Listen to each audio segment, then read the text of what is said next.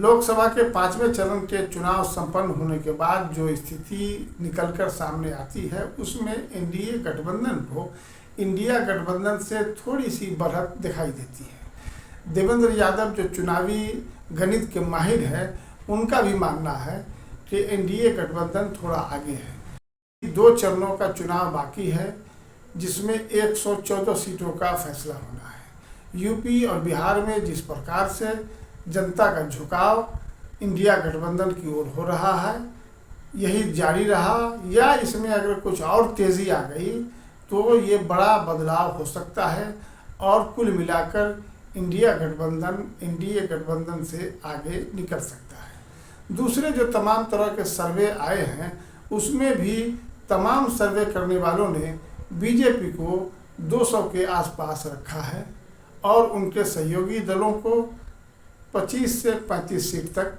दिया है।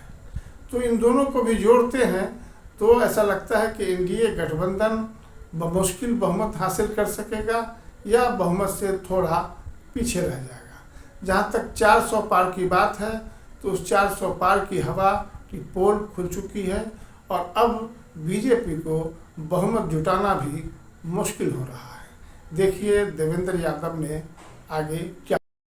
इस चुनाव में बीजेपी को 240 से 260 के बीच में सीट आनी चाहिए।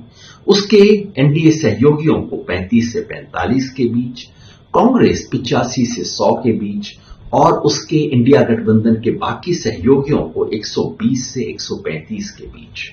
मतलब वाली बात तो टोटल हवाई थी।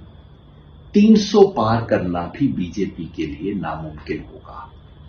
मेरी समझ है कि बीजेपी 272 से नीचे है, 250 के नीचे भी जा सकती है।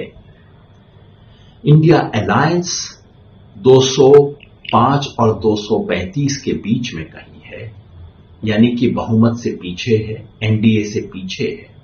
लेकिन अगर आने वाले कुछ दिनों में उत्तर प्रदेश और बिहार में कुछ बड़ा बदल हो जाता है तो ये संभावना से इनकार नहीं किया जा सकता कि उस एक्सट्रीम सिचुएशन में इंडिया गठबंधन एनडीए से आगे निकल सकता है।